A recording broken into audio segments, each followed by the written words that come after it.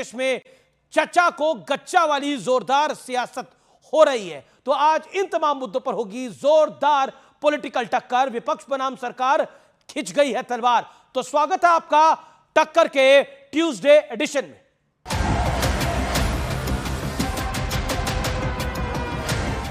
आज सियासत में चौतरफा एक्शन दिखा। शुरुआत हुई यूपी विधानसभा में योगी आदित्यनाथ की चुटकी से। पहले तो आपके चयन के लिए मैं आपको बधाई देता हूं। ठीक है, अलग विषय है कि आपने चचा को गच्चा दे ही दिया।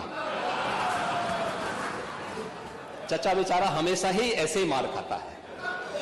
3 वर्ष में आपके संपर्क में रहे तो गच्चा तो आपने भी दिया। देख लेना 27 में समाजवादी पार्टी फिर से हरा देगी। डिप्टी चीफ मिनिस्टर हैं, वो आपको फिर गच्चा देंगे। तो दिल्ली में अखिलेश यादव ने मोदी सरकार के खिलाफ मोर्चा संभाला। सरकार खुद स्वीकार करती है स्कीम ठीक नहीं है, तभी वो अपनी अपनी सरकारों से कह रहे हैं कि अग्निवीर वाले जो लौट करके आएंगे उन्हें कोटा दीजिए, आप नौकरी दीजिए। खुद मिलिट्री स्कूल का पढ़ा हूं और आप परमवीर चक्र की बात कर रहे हो तो हम भी तमाम नाम गिना सकते हैं। कितने परमवीर चक्र ये तो केवल मिलिट्री स्कूल गए हैं। मैं आज भी टेरिटोरियल आर्मी के 124 रेजिमेंट में कैप्टन के रैंक पे अपनी सेवाएं दे रहा हूं। ओबीसी की बात जनगणना की बात बहुत की जाती है। माननीय सभापति जी, जिसकी जात का पता नहीं वो गन्ना की बात करता है। जितना मेरा आप लोग इंसल्ट करना चाहते हैं आप खुशी से करिए, आप रोज करिए, मगर एक बात मत भूलिए, जाति जनगणना को हम यहां पास करके दिखाएंगे। इनसे ये पूछना चाहता हूं, आपने जाति कैसे पूछ ली, ये बताइए बस। आप जाति कैसे पूछ सकते हैं? आप बताएं, जाति कैसे पूछ सकते हैं? आप पूछ के दिखाओ जाति को। इस बीच केजरीवाल के समर्थन में विपक्ष ने साझा ताकत दिखाने की कोशिश की।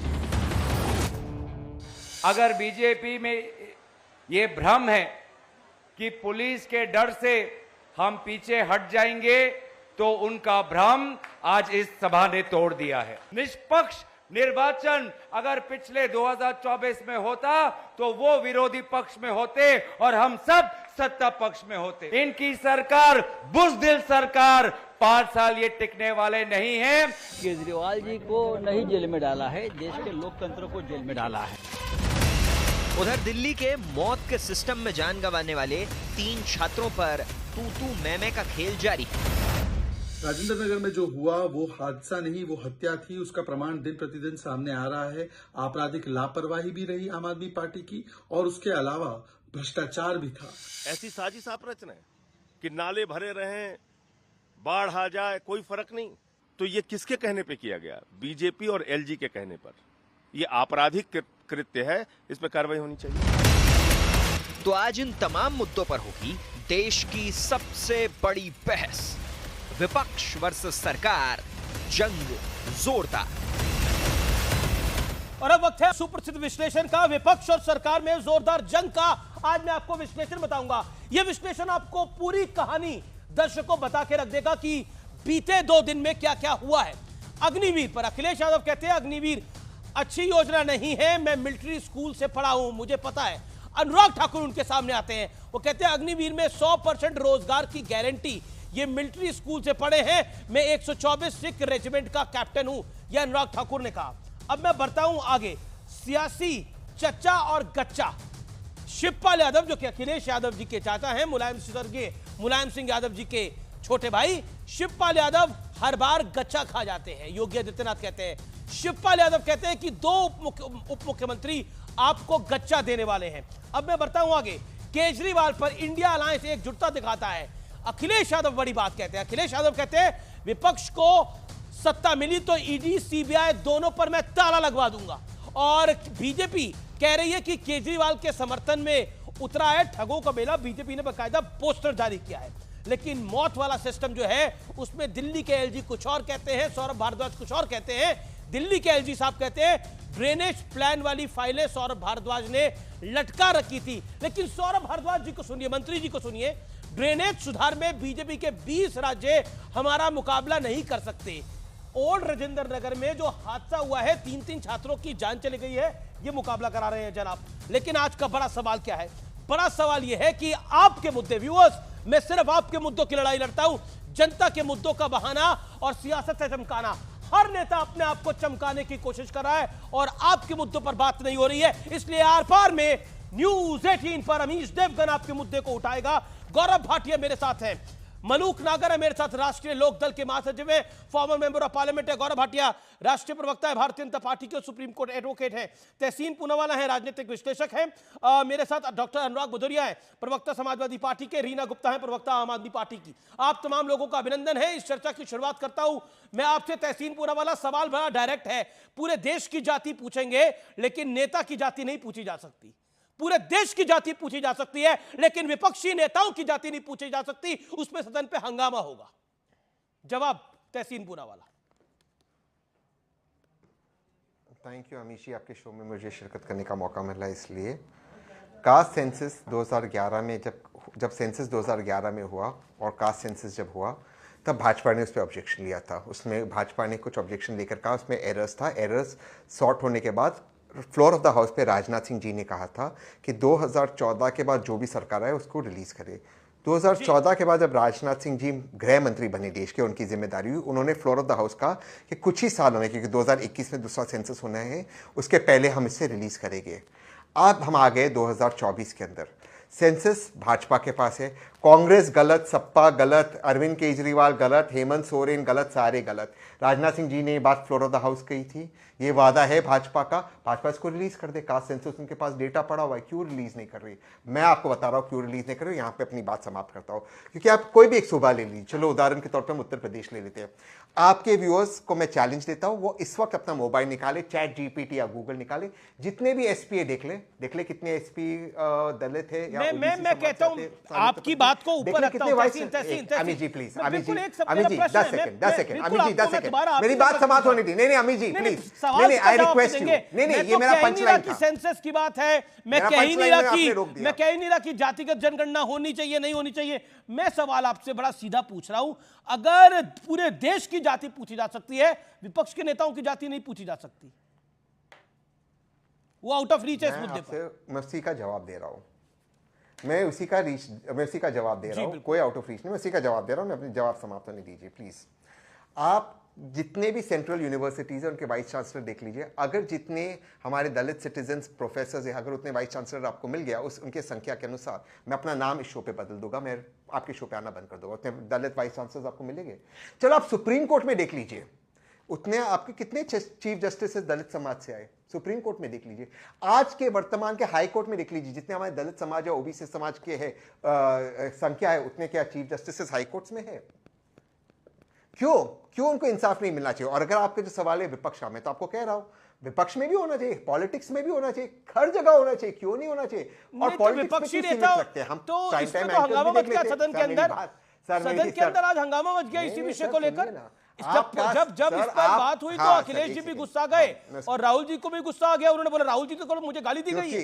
क्यों नहीं, कोई किसी, बिल्कुल मैं आपको सिंपल चीज कह रहा हूं, जिनके पास डेटा है वो रिलीज करे। आप यहाँ की बात है, ये कौन है वो कौन है, आपने मुझसे सवाल पूछा, अगर मैं सवाल का जवाब दे दूं कितने प्राइम टाइम एंकर्स दलित है, वो क्या उसका कितने 7 बजे नहीं आप लोग नहीं ये निर्णय करें आप लोग। मैं वही कह रहा हूं, ये बात नहीं है, बात है कास्ट सेंसस कौन कर रहा है, प्राइम टाइम एंकर दलित है कि नहीं है, जज दलित है कि नहीं है, यही सवाल पूछा जा रहा है ना। नहीं और नहीं अगर नहीं यही सवाल पूछा जा रहा है ना। नहीं जजेस सरकार अपॉइंट कर रही है, जजेस को सरकार अपॉइंट कर रही है, ये सवाल आएगा ना। वाइस चांसलर कौन कर रही है? वाइस चांसलर कौन कर रहा है? जी गौरव भाटिया कर रहा है। Vice chancellor collegium system okay Gaurav Bhatia नहीं कॉलेजियम को छोड़िए। नहीं तो मैं सवाल जी बिल्कुल आपने कुछ बड़े महत्वपूर्ण सवाल पूछे गौरव भाटिया। ये देश का सिस्टम तो 2014 के बाद बना, 2014 से पहले तो देश का कोई सिस्टम ही नहीं था।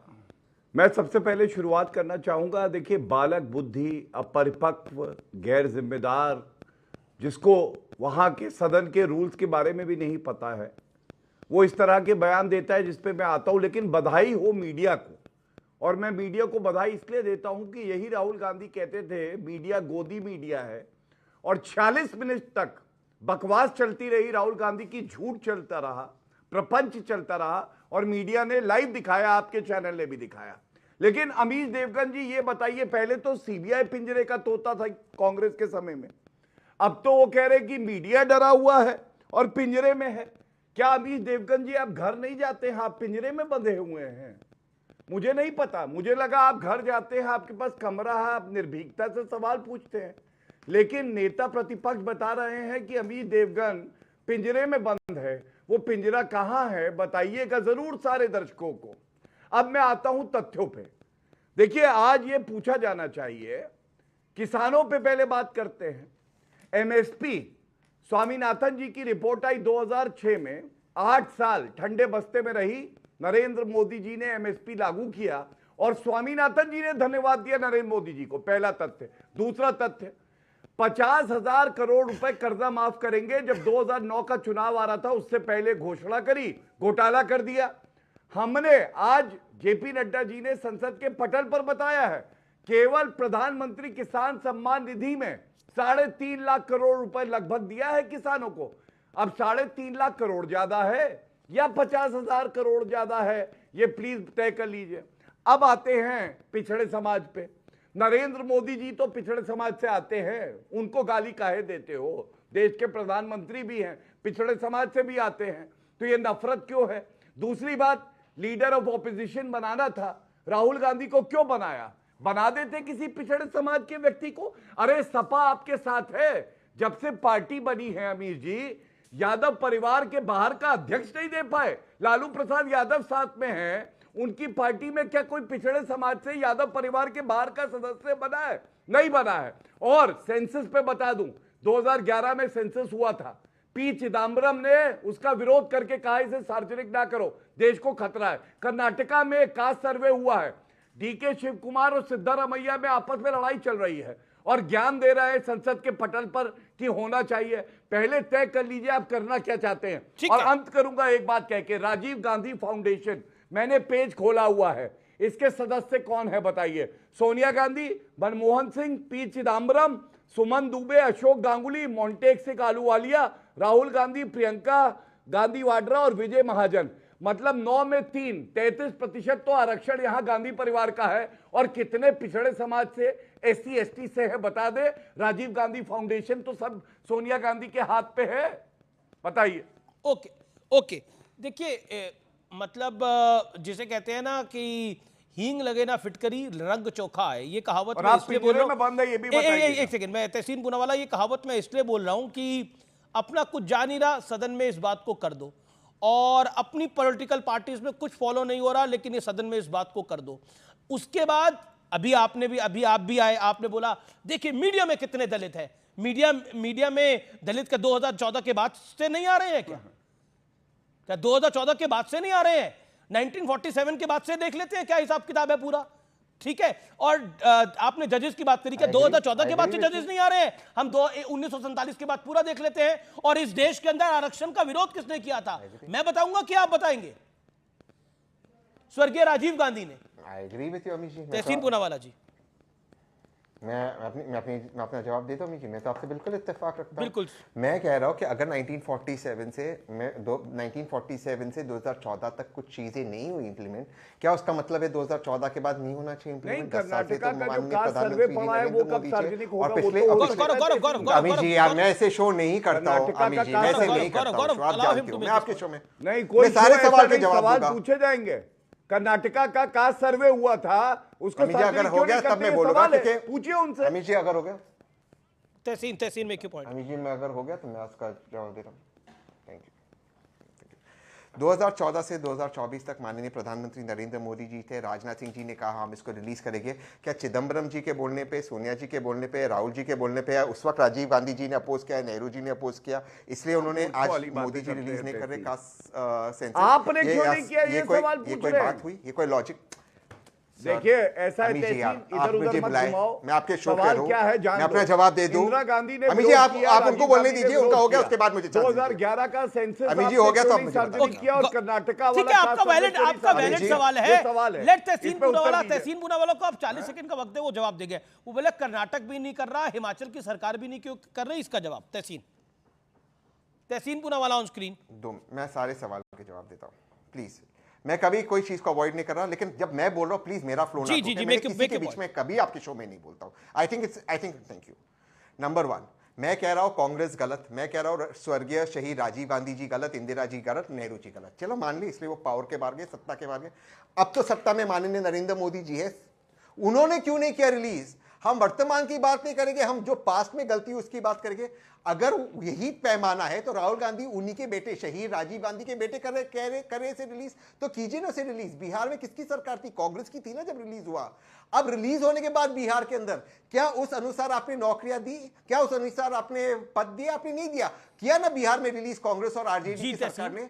और नीतीश जी ये साइड आ गए तो आप पद और नौकरी नहीं दे रहे, पहली बात। दूसरी बात, मैं आपसे बिल्कुल इत्तेफाक रखता हूं अमित जी, ये 2014 के बाद की इंजस्टिस नहीं है, 2014 के पहले की इंजस्टिस है। पर क्योंकि पहले इंजस्टिस हो, इसका मतलब 2014 के बाद उसको न्याय नहीं मिले, उसको जस्टिस नहीं मिले।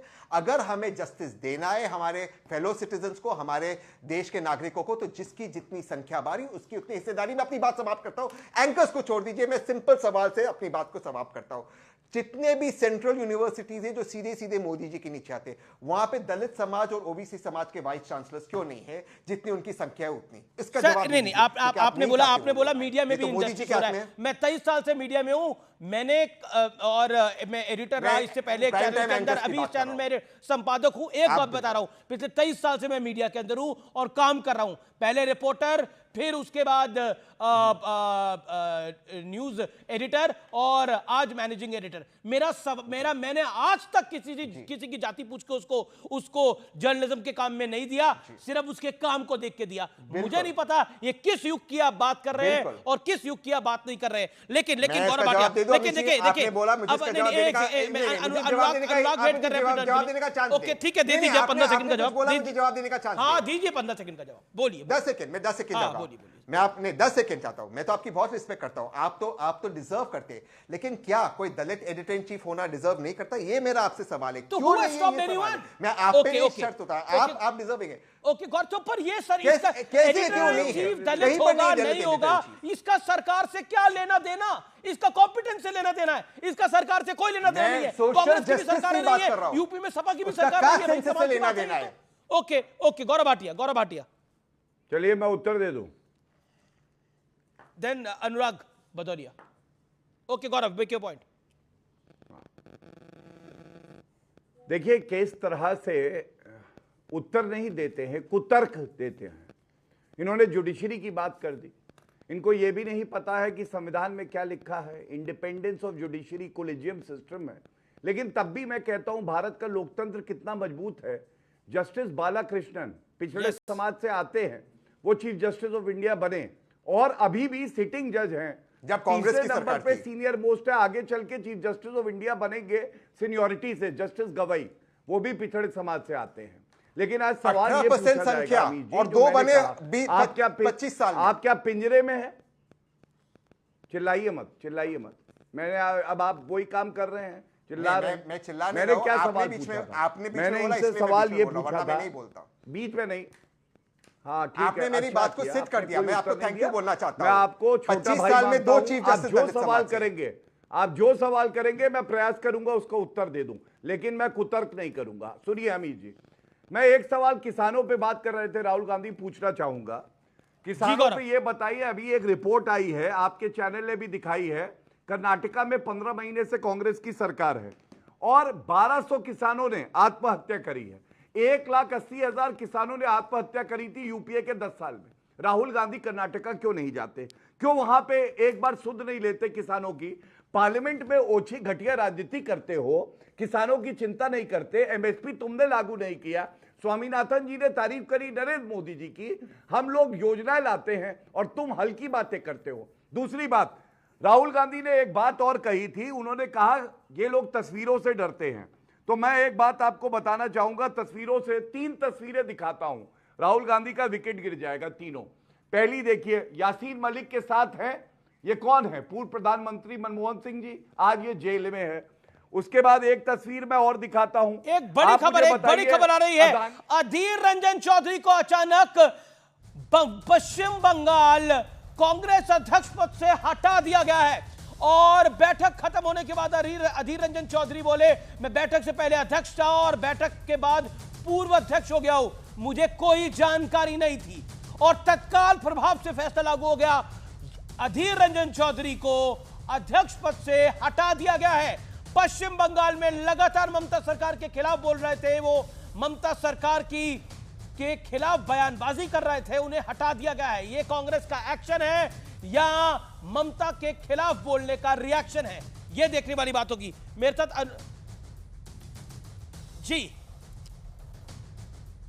ये एक तरह से अधीर रंजन चौधरी ने मोर्चा खोल दिया है कांग्रेस के खिलाफ, ऐसा प्रतीत हो रहा है। अब मेरे साथ डॉक्टर अनुराग भदौरिया। डॉक्टर अनुराग भदौरिया, जाति पूछो जनता की, नेता की जाति नहीं पूछनी चाहिए। देखिए, आपका सवाल गलत है। क्यों?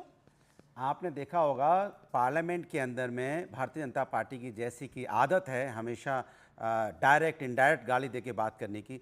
आपसे मैं पूछूं कि आपको पता ही नहीं आपकी जाति कौन है, क्या है आपकी जाति? गाली तो नहीं हुई? क्या आपको यही नहीं पता आपकी जाति? गाली है। बिल्कुल गाली। हमें पूछें कि आपकी जाति क्या है तो आप जाति बता दोगे मेरी क्या है। हम ये कहेंगे कि आपको आपकी जाति नहीं पता है, इसके मतलब आपको आपकी जाति ही नहीं पता है, इसके मतलब आप कौन सी गाली देना चाहते हैं इसका अंदाजा आप लगा सकते हो। दोनों शब्दों में फर्क है। अगर हम आपसे कहें कि अमीश जी आपको आपकी जाति नहीं पता है या अमीश जी आपकी जाति क्या है तो आप बता देंगे। तो दोनों में दोनों में फर्क है। और जो पार्लियामेंट के अंदर में बोला गया वो ये बोला गया कि कुछ को पता ही नहीं है कि उनकी जाति क्या है। इसके मतलब आप क्या कहना चाहते हैं? भैया मंत्री जी, आप तो मंत्री रहे हैं, ऐसी भाषा। अखिलेश जी ने जो बोला, मैं अखिलेश जी को कोट करूं, मैं अखिलेश जी को कोट कराऊं। अखिलेश जी ने पूछा कि सभापति महोदय, इनसे ये पूछना चाहता हूं कि आपने जाति कैसे पूछ ली, ये बताइए। आप जाति कैसे पूछ सकते हैं? इसलिए उन्होंने नहीं तो फिर आप लोग फिर जब जातिगत जनगणना करेंगे देश की जनता की जाति पूछेंगे और अपनी जाति में गुस्साएंगे। खड़ा होकर इसलिए ऑब्जेक्शन किया क्योंकि आप गलत बोल रहे हो। आप कह रहे हो कि आपको पता ही नहीं आपकी जाति क्या है, इसलिए खड़े हुए वो। मैं तो अखिलेश जी का बयान बता रहा हूं। अरे जो सवाल था, क्वेश्चन जवाब उसके हिसाब से गया। उन्होंने खड़े हुए बीच में बोले कि हम तो चाहते हैं जाति जनगणना कराना। आज भी कह रहे हैं जाति पूछना गाली है। जाति पूछना नहीं, फिर ये पूछना कि आपको पता ही नहीं आपकी क्या जाति है, इसके मतलब आप किसको गाली देना चाहते हो? परिवार के किसी सदस्य को गाली दे रहे हो ना। और धर्मेंद्र यादव जी ने जो अबे तबे करा था वो गाली नहीं। अच्छा, फिर तो नहीं, मैं फिर कह रहा हूं अबे गाली नहीं है, मैं फिर कहता हूं बेईमान गाली नहीं है। गाली तो वो होती है जो रमेश बिदुड़ू ने खड़े सदन पे खड़े। Okay, let Gaurav Bhatia come in. Malook Nagar also wants to respond. Okay Gaurav Bhatia, आप लोग बदतमीजी करते हैं सदन में और उसी बदतमीजी का जवाब अखिलेश यादव ने दिया। ये अनुराग भदौरिया कह रहे हैं। हाँ ठीक है, शिवपाल यादव जी आज क्या कह रहे हैं? हाँ, चर्चा को दे दिया गच्चा, धोखेबाज है ये घर का बच्चा। अरे उन्होंने बोला कि चर्चा को दे दिया गच्चा दे दिया, धोखेबाज है ये घर का बच्चा। हाँ, फिर से बोलूंगा क्योंकि ये बीच में बोल रहे थे। शिवपाल जी कह रहे हैं चर्चा को दे दिया गच्चा, धोखेबाज है ये घर का बच्चा। कभी पिताजी को धोखा दे देता है, गच्चा दे देता है, कभी शिवपाल जी को दे देता है। करेक्ट कर दो, ऐसा बोला क्या? नहीं, ऐसा बोला क्या? जनता सुन रही है। ऐसा बोला क्या? प्रूफ करके दिखाइए, वीडियो दिखाइए। ऐसा बोला क्या? ऐसा बोला क्या उन्होंने? ऐसा बोला कि झूठ फैला रहे हो? नहीं, झूठ बोल रहे हो, यहाँ पे झूठ बोल रहे हो। खुद ही लाइन लगाए बैठे हो किसी दूसरे दल में जाने के लिए। लेकिन हमने तो तय कर लिया इस बार किसी को लेंगे नहीं अपनी पार्टी में। अब लेंगे नहीं अपनी पार्टी में, जो लेके आएगा उसको भी पार्टी से निकाला जाएगा। याद रखिएगा। तुम्हारी झूठ बोल रहे हो साइकिल पे। झूठ बोल अखिलेश यादव खुद एक दिन भाजपा में आ जाएंगे, खुद यहाँ भागे घूम रहे हो। अरे मुझे लगता है आप खुद ही लाइन लगाए पड़े हो, मुझे ले लो, मुझे ले लो, मुझे ले लो, हम लेंगे नहीं। तुम रात में ये गलत नहीं मत रहो। आपको लग रहा है बीजेपी जा रही है इसलिए आओ समाजवादी में आ जाए। अब समाजवादी लेंगे नहीं और किसी के माध्यम से आओगे वो भी निकलेगा और आपको तो लेना ही नहीं है प्रभु। इसलिए कम से कम सत्य बोलिए, झूठ बोल रहे हो। और चुनाव चाचा ने क्या बोला? अरे चाचा ने बोला कि जो साथ में डिप्टी सीएम है वो भी गच्चा देंगे और जनता ने आपको गच्चा दिया है। ठीक है अनुराग, you made point. Gaurav Bhatia आपके चिल्लाने दीजिए, अगर आप यही चर्चा चाहते हैं तो बोलने दीजिए। बोलिए गौरव, आप बोलिए। देखिए, आपने देखा होगा ये हरे कुर्ते वाला यही तोता है पिंजरे का, और ये भाजपा के ऑफिस के बाहर आता है, कहता है अखिलेश यादव के साथ मेरा दम घुटता है, मुझे पार्टी ज्वाइन करा दो। लेकिन कोई लेना नहीं चाहता है इसको। क्योंकि हमने दो बोल बार दिया तो तो चुनाव रिएक्शन हारा में है बोल ये। रहे हो, कोई बात नहीं, इसकी जनता कोई जान हैसियत गई नहीं है। जनता नहीं, जान आप गई शांत है। हो जाओ, अब बीच में क्यों बोल रहे हो? अरे अब बीच बड़ा में नहीं दर्द बोल हो रहा रहा हूं, है। जनता अब जान जब गई है वापस कि पलट के भैया जवाब रिएक्शन दिया में तो बोला बड़ा जा दर्द रहा हो है। रहा है। कोई बात नहीं। हैं? नहीं, रिएक्शन तो छोड़ो, ये तो एक्शन है तुम्हारे चाचा खिलाफ। क्या बोल रहे हैं? इसी इनके साइकिल कान में के। बोल गए थे अमित क्या? जी, आपके मैं कान में बताऊं, बोले थे, जब इन वीडियो लोगों नहीं है की तो कोई कान में बोल गए राजनीतिक होंगे हैसियत कि नहीं चाचा है। ने क्या बोला? ये चाचा यादव तो परिवार बात के ही आप चाचा ने गोछा कहा, लगाते चाचा ने हैं कहा, और DPC उसी ठीक है, गोछे हाँ, से वो बाद अलग में है अपना बात। चेहरा साफ करते हैं और डांट पड़ती है कि तुमने हमारे फर्ज पे जो पोछा लगता है ये नहीं, उससे ये नहीं। अपना चेहरा कैसे साफ किया? ये इनकी हैसियत है। ये अब क्या बोल रहे हैं? मैं सुन नहीं पाया, दोबारा तो रिपीट कर दो। व्यक्तिगत नहीं हो, फिर व्यक्तिगत मत हो। अरे फिर व्यक्तिगत कौन? व्यक्तिगत मत अरे हो। व्यक्तिगत पर कोई हुए थे पोछा ना। ये हाँ, नहीं। इसीलिए दिया। नहीं, नहीं, अच्छा, देखिए, मैं- चेहरे पे गंदगी नहीं, लगी हुई है। गौरव हम मुद्दे पे बात परिवार करें, ये के- सब चेहरे पे ये- कौन पोछा लगाता है और कौन पैर तो ये पकड़े जो के वहां इससे बैठा रहा है पहले कि हुआ हमको था, वो डबल क्या एजी था बना दो? दीदी? कौन पैरों में अखिलेश यादव जी के नहीं, लेटा मैं हुआ था? जानता हमें हूं ना कैसे सिखाओ। लात मार हमने के पैरों में लेटे कमरे हुए के बाहर देखा भेजा है जाता कि था डबल तुम्हें। एजी बना दो। कभी उन्होंने आए डबल थे एजी वो बना के अंदर, दिल्ली जब पहुंचा हम दिया। होते थे दिल्ली वहां, क्या कभी पहुंचा अंदर दिया नहीं कि आते बड़ा थे, लग रहा है कि जमीन पे बहुत बड़े बैठाया शेर जाता हो गए। अब आपको लग रहा है कि दोबारा अमित से जी, सरकार इनको बीजेपी अगर की आप जाने शांति वाली है कराएंगे तो तो सोच मुझे रहे जवाब दोबारा मेरा मोटरसाइकिल की पर्सनल सवारी नहीं, करें। पर्सनल नहीं।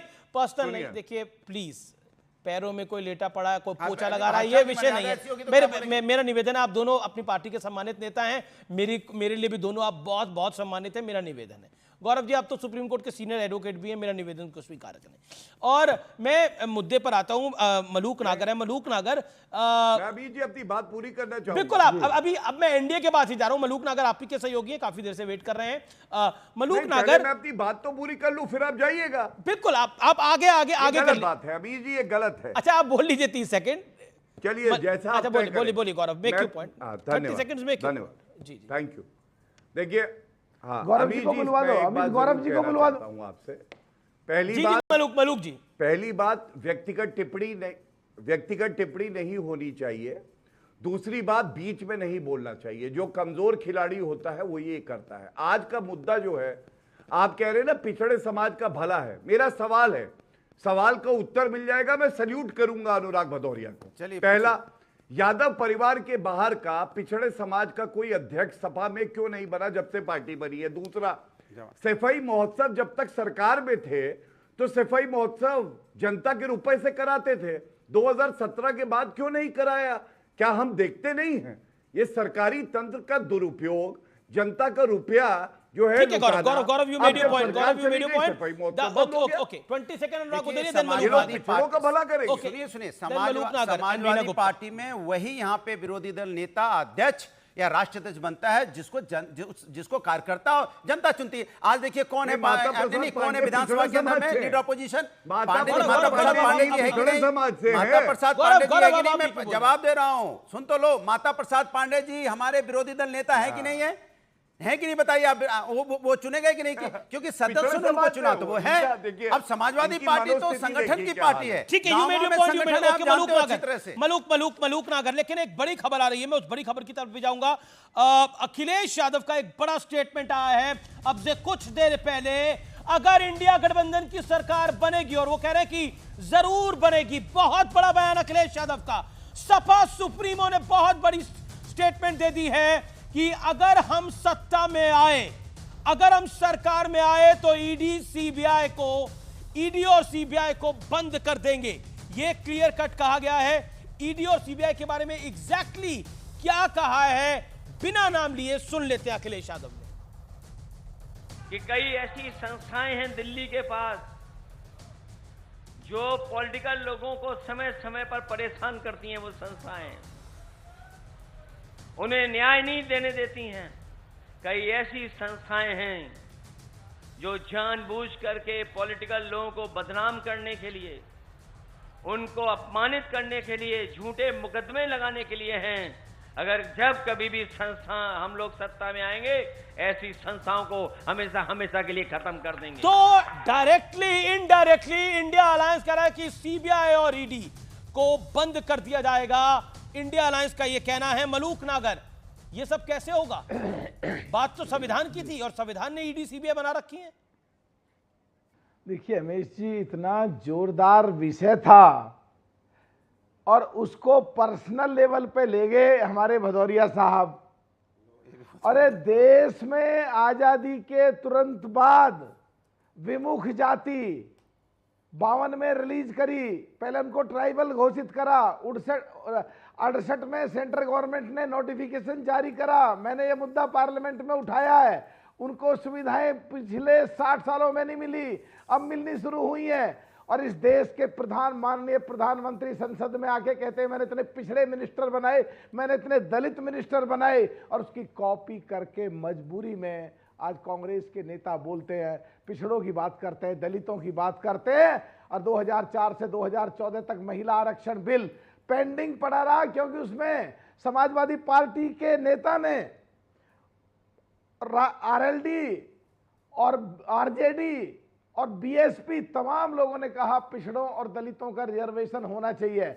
सरकार तो कांग्रेस ने पूरी चलाई 10 साल 2004 से 2014 तक, पर वो महिला आरक्षण बिल पास नहीं करा।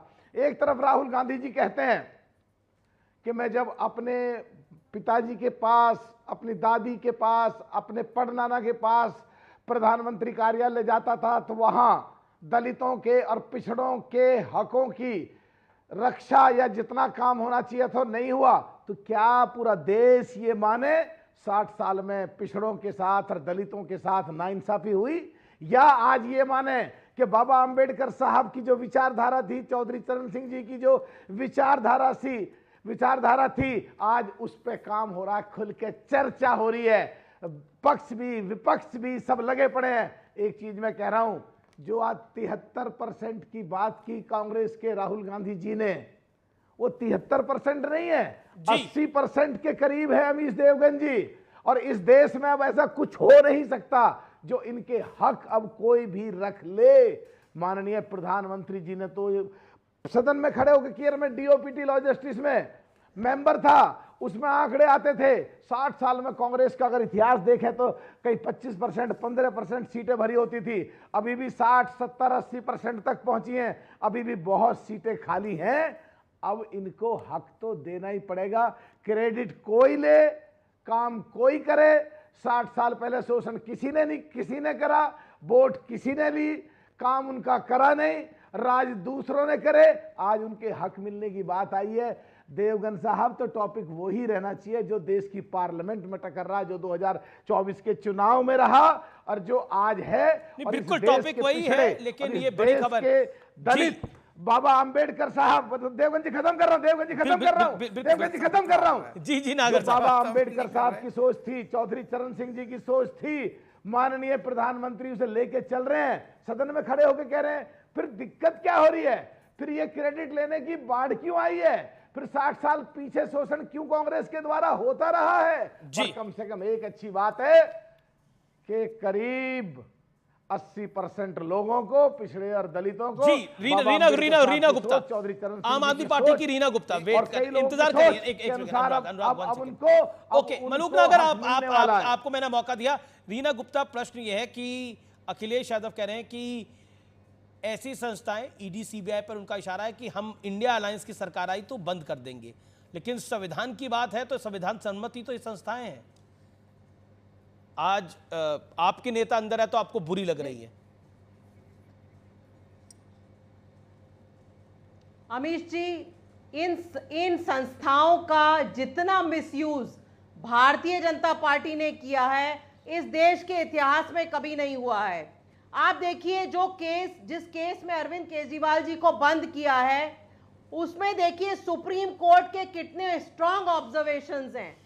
सुप्रीम कोर्ट ने खुद बोला है कि ईडी दुर्भावनापूर्ण तरीके से काम कर रही है, ED is behaving in a biased manner. जी ये बोला है, कोई मनी ट्रेल नहीं है, कुछ भी नहीं दिखा पाए, लेकिन फिर भी एक सीबीआई का केस लगा के मनगढ़ंत तरीके से दोबारा अरविंद केजरीवाल जी को अंदर बंद कर दिया। पहली बात।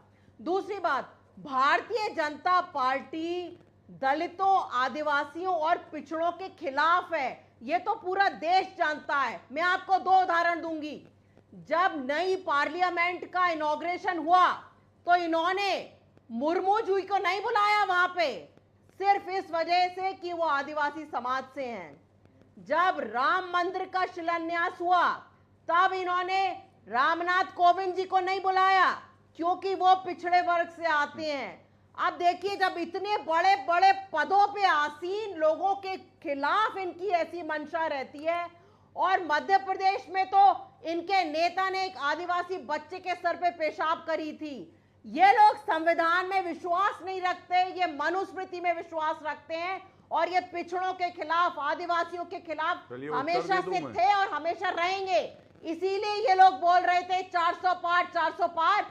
लेकिन रीना जी, जितनी चिंता आप लोगों को अरविंद केजरीवाल के, नहीं मैं एक सवाल, गौरव होल्ड ऑन, जितनी चिंता आपको अरविंद केजरीवाल जी जेल में आपके नेता हैं निश्चित तौर पर होगी, जितनी चिंता उसकी है उतना 3 बच्चों की भी जान चली गई है दिल्ली के अंदर, उतनी चिंता उनकी नहीं है।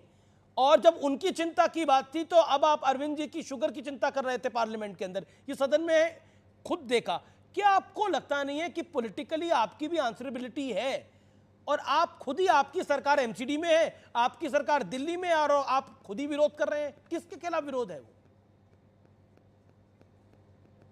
अमीश जी, हमें पूरी चिंता है, बहुत दुखद हादसा हुआ है, उन बच्चों के परिवार के साथ हम खड़े हुए हैं, लेकिन दिल्ली में जो इस समय मिस गवर्नेंस हो रही है वो भारतीय जनता पार्टी के इशारों पे एलजी महोदय द्वारा कराई जा रही है। आप मुझे बताइए एक और स्टेट ऐसा जहां पे कि चीफ सेक्रेटरी को 2 बार एक्सटेंशन दिया जा रहा है रिटायरमेंट के बाद। मैडम, भारतीय जनता में एक सेकंड, मैडम उन माँ बाप का क्या दोष है जिनके 3 बच्चे चले गए? उन माँ बाप का क्या दोष है जिनके 3 बच्चे चले गए? नहीं, आप कह रहे हैं बीजेपी का मिस गवर्नेंस है, बीजेपी कह रही है कि आम आदमी पार्टी की सरकार है, मिस गवर्नेंस उनका है। आप उन पे निशाना साध रहे हैं, वो आप पे निशाना साध रहे हैं। वो माँ बाप क्या करें जिनको अभी जिसे कहते हैं मौन के अंदर गए हुए 13 दिन नहीं हुए हैं? मतलब कमाल की इतनी शर्मनाक राजनीति हो रही है दिल्ली के अंदर। मतलब बीजेपी और कांग्रेस आप पे आरोप लगा रही है, आप बीजेपी पे आरोप लगा रही है। क्या मतलब आपको लग नहीं रहा कि मतलब आप किसी को नहीं लग रहा? ये मेरा सवाल पूरे शासन से है, दिल्ली में बैठी हुई सरकार से भी और केंद्र में बैठी हुई सरकार से भी। 3 बच्चों की मौत हो गई है और उन 3 बच्चों की मौत पर तहखाने में बच्चे पढ़ रहे हैं, लेकिन किसी को उसका दर्द ही नहीं है। एलजी काम करे, आप काम करें, जिसने काम करना काम करे, लेकिन उन मां बाप के बारे में तो सोचे जिनके बच्चों की जान चली गई है। ना एलजी साहब सुन के राजी है, ना आप सुन के राजी हैं। वो मां बाप बेचारे रो रहे हैं अपने घरों के अंदर। अरे लोग अपने मेहने हक और हकूक की कमाई डालकर अपने बच्चों को पढ़ने के लिए भेजते हैं, कोई मरने के लिए नहीं भेजता। मतलब रूह कांप जानी चाहिए जो हुआ है। और उसके बाद कुछ बोलने, उसके बाद भी बोला जा रहा है देखिए एलजी साहब की गलती है, फलाने की गलती है, ढिमकाने की गलती है। मैं जब ये बोल रहा हूं तो मैं पूरी तरह से दर्द में हूं जब मैं ये बात बोल रहा हूं।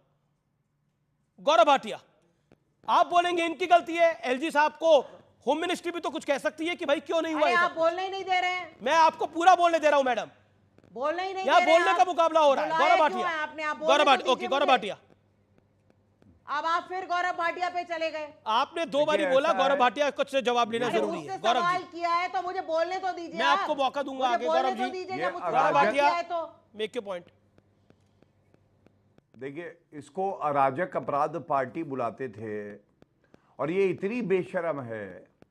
शैली ओबरॉय जो मेयर हैं आपसे, वो कह रही थी कुछ सप्ताह पहले एंजॉय मॉनसून। ऐसा सावन आया कि हमारे जो बच्चे हैं वो 3 जान गंवा बैठे। और ये बेईमान पार्टी, बदतमीज पार्टी कहती है हमारी जिम्मेदारी नहीं है। आपको मालूम है 18 महीने से एमसीडी का चुनाव जीतने के बाद प्रशासन इनके हाथ में है। नो ऑब्जेक्शन दिया जाता है। वो अभी इन्होंने 1 महीने पहले दिया है कुछ कोचिंग इंस्टीट्यूट्स को। बेसमेंट में कोचिंग इंस्टीट्यूट खोल रहे हैं। झूठ बोल रहे हैं। 2021 का नो ऑब्जेक्शन है। झूठ मत बोलिए, झूठ मत बोलिए। 2021 का आपका नो ऑब्जेक्शन दिया हुआ है। 15 साल तक एमसीडी में भ्रष्टाचार भारतीय जनता पार्टी ने किया है।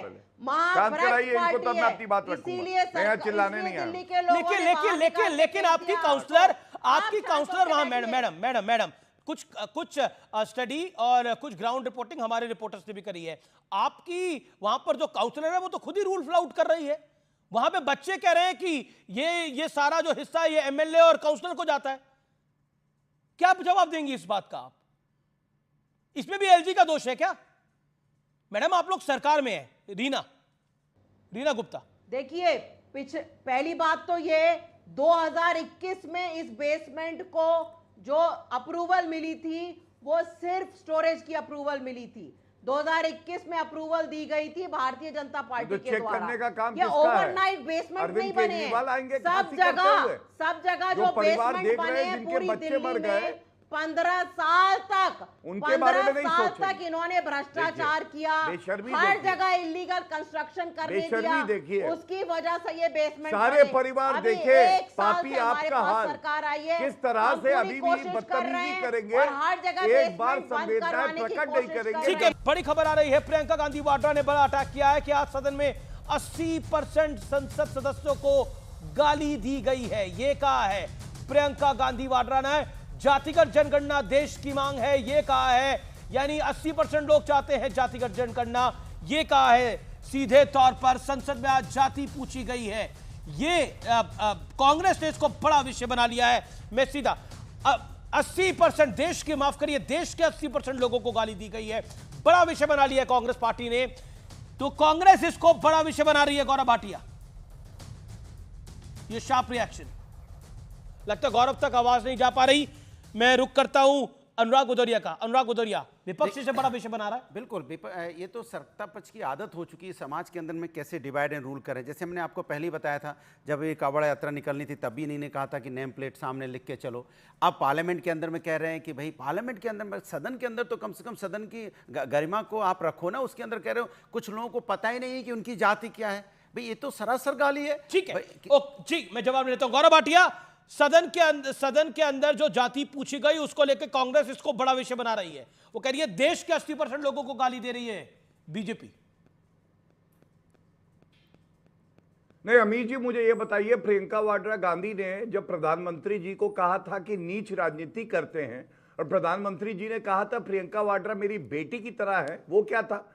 ओबीसी समाज से आते हैं नरेंद्र मोदी जी, हर रोज जो उनको सांप, बिच्छू, तेली बुलाया जाता है, चौकीदार चोर है, मौत का सौदागर, खून की दलाली, वो क्या है? उस पर प्रियंका वाड्रा जवाब देंगी या बालक बुद्धि राहुल गांधी जवाब देंगे? तीसरी बात, ये लोग सम्मान करेंगे पिछड़े समाज का। समाजवादी पार्टी के राष्ट्रीय अध्यक्ष भी तो ओबीसी से आते हैं। अरे समाजवादी पार्टी के राष्ट्रीय अध्यक्ष भी तो ओबीसी से आते हैं। बंदर को चुप नहीं, ये बंदर नहीं। नहीं, अरे फिर देखो, सुनो मेरी बात, जो जैसा होता है वैसा समझता है, हमें कोई दिक्कत नहीं है। बोलने की आदत इनकी खत्म कराइए। अरे मैं जो कह रहा हूँ सुनो ना, अरे मैं कह रहा हूँ समाजवादी पार्टी के राष्ट्रीय अध्यक्ष भी ओबीसी से आते हैं, तो आप उनके बारे में उल्टा सीधा बोलते हो, ओबीसी समाज को गाली देते हो। ओके, रीना गुप्ता कुछ कहना चाह रही है। रीना गुप्ता कुछ कह रही है। अमीश जी, ये भारतीय सबके बोलेंगे, यहाँ भारतीय जनता पार्टी के जितने भी प्रवक्ता हैं क्यों बोलते हैं? सब गाली गलौज करते रहते हैं। उसके अलावा कुछ इनके पास कोई भी कभी भी प्रोडक्टिव कहने के लिए होता नहीं है। ये जो बोल रहे थे पार्लियामेंट में अनुराग ठाकुर, इन्होंने कुछ सालों पहले इन्होंने ही बोला था गोलीबारों को। ये ऐसे लोग हैं, एकदम गिरे हुए लोग हैं भारतीय जनता पार्टी के प्रवक्ता, और एकदम इनका जो मानसिकता है गरीबों के खिलाफ मानसिकता है इनकी पूरा ये चाहते थे कि ये लेकिन रीना गुप्ता पॉइंट ये है कि देखिए, आप कह रहे बीजेपी की मानसिकता गरीबों के खिलाफ है। मेरा प्रश्न ये है कि आपको सरकार की जिम्मेदारी एमसीडी भी मिली है और दिल्ली में भी मिली है, और बम्पर वोट के साथ तो दिल्ली में आप जीत के आए, दोबारा चुनाव होने वाले हैं, लेकिन आप अपनी जिम्मेदारी एलजी पर डाल के बच रहे हैं। यानी आपकी काउंसलर, आपका विधायक, लेकिन जिम्मेदारी आपकी नहीं है, और उन पर आरोप भी लगाए जा रहे हैं और कई सारे खुलासे हो रहे हैं। मुझे आपको बताने की आवश्यकता नहीं है रीना जी, मुझे पता है आपका दिल भी फट रहा होगा जो हुआ है ओल्ड राजेंद्र नगर में, लेकिन आपकी मजबूरी है पॉलिटिकल पार्टी। मेरा दिल फट रहा है बिल्कुल अमीश भाई, मैं भी एक मां हूं, लेकिन हमें समझना होगा कि दिल्ली में एलजी महोदय किसी अधिकारी को काम नहीं करने देते। हम तो कह रहे हैं कि जिन्होंने नालों की सफाई नहीं करी, पर काउंसलर को उन्होंने बोला था रूल्स आउट करने के लिए, एमएलए को एलजी ने बोला। मैं मानता हूं अफसरों को बोला एलजी, लेफ्टिनेंट गवर्नर ने, लेकिन काउंसलर और एमएलए को भी बोला, दुर्गेश पाठक को बोला वो रिएक्ट ना करे, काउंसलर को बोला वो रिएक्ट ना करे, और काउंसलर रूल्स आउट करे, ये भी एलजी ने बोला था क्या? मैडम, हर चीज का जवाब आरोप नहीं होता। मेरा निवेदन है, हर चीज का जवाब आरोप नहीं होता। देखिए, ये बड़ा सेंसिटिव इशू है, इसको लेकर सरकारें सावधान रहे, नहीं तो ये देश का जो युवा है ना, ये बहुत कुछ करना जानता है। वक्त हो चला एक ब्रेक का, लेकिन अंतराल के उस पार एक बड़ी ब्रेकिंग स्टोरी के साथ मैं वापस आ रहा हूं। आप देख रहे हैं व्यूअर्स CNBC आवाज पे टक्कर का ट्यूसडे एडिशन।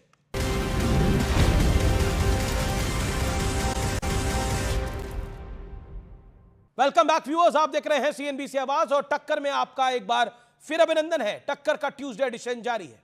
आज मैं आपको आरक्षण से जुड़ी एक बहुत महत्वपूर्ण फैक्ट सुनाना चाहता हूं। यह कहानी आज से करीब 44 साल पुरानी है और तभी लिखी गई थी, लेकिन इसका सीधा रेलेवेंस आज मौजूदा पॉलिटिक्स से है। क्या आप जानते हैं कि देश में पहली बार कब SC, ST और OBC के आरक्षण का फॉर्मूला तैयार हुआ था? कौन इसके खिलाफ था, यानी विरोध में था, और किसने इसे लागू किया था? आज मैं आपको ये सारी बातें विस्तार से बताऊंगा, क्योंकि आजकल कुछ विपक्षी नेताओं में खुद को सबसे बड़ा आरक्षण प्रेमी और SC, ST, OBC का हिमायती दिखाने की होड़ मची हुई है। कभी पूछा जाता है कि केंद्र सरकार के कितने अधिकारी पिछड़े वर्ग से आते हैं, कभी पूछा जाता है कि बजट बनाने वाले कितने अफसरों का ताल्लुक SC, ST, OBC से है। इसलिए आज मैं सबसे पहले आपको राजीव गांधी के एक इंटरव्यू के बारे में जानकारी देता हूं। यह साक्षात्कार उन्होंने एक हिंदी प्रमुख अखबार को साल 1985 में दिया था। इस इंटरव्यू में राजीव गांधी कहते हैं दबे और पिछड़े वर्ग को यह सुविधा दी जाए, लेकिन इसके विस्तार से बुद्धुओं को बढ़ावा मिलेगा, जिससे देश को नुकसान होगा, ये राजीव गांधी ने बोला। यानी राजीव गांधी कह रहे थे कि आरक्षण की वजह से इनकॉम्पिटेंट लोग काबिल लोगों का हक मार सकते हैं। जो नेतागण SC, ST, OBC और जातिगत जनगणना पर बड़ी बड़ी आज टींगे हाँक रहे हैं, क्या वो बता सकते हैं कि स्वर्गीय राजीव गांधी ने यह स्टेटमेंट क्यों दिया था? अब मैं आपको थोड़ा और पीछे ले जाता हूं। वो दौर पंडित नेहरू का था और पंडित नेहरू के हवाले से अखबार ने लिखा था कि मैं नौकरियों में SC और ST के लिए आरक्षण के खिलाफ हूं। ये पंडित नेहरू के हवाले से लिखा था, क्योंकि इसमें उनमें हीन भावना पैदा होती है। सवाल यह है कि जवाहरलाल नेहरू के विचारों से आज की कांग्रेस असहमत है। आज जब संसद में जाति जनगणना के बारे में जोर शोर से भाषण दिया जाता है, तो क्या कोई यह बता सकता है कि 1980 से 1989 तक मंडल आयोग की रिपोर्ट किसने उसको लटकाया? 1980 से 84 के तक इंदिरा गांधी देश की प्रधानमंत्री रही और 84 से 1989 तक स्वर्गीय राजीव गांधी के हाथ में देश की कमान रही। क्या यह सच नहीं है कि बाबा साहब अंबेडकर ने 1950 में पंडित नेहरू की कैबिनेट से इसलिए इस्तीफा दिया था क्योंकि वो सामाजिक भेदभाव के आधार पर से सहमत नहीं थे? यानी वो उन्हें लगता था कि पंडित नेहरू आरक्षण के विरोधी है। तो आज दूध का दूध और पानी का पानी आपके सामने है, इसलिए ये फैक्चुअल कहानी बतानी आपको बहुत बहुत आवश्यक थी। तो फिलहाल टक्कर के ट्यूसडे एडिशन में इतना ही। अनुराग भदौरिया, आपका बहुत बहुत शुक्रिया स्टूडियोज में आने के लिए, आज हर मुद्दे पर बात करने के लिए। Thank you so much. तो टक्कर में फिलहाल आज इतना ही। आप देखते रहिए CNBC आवाज, देश का नंबर 1 बिजनेस चैनल। नमस्कार, गुड नाइट।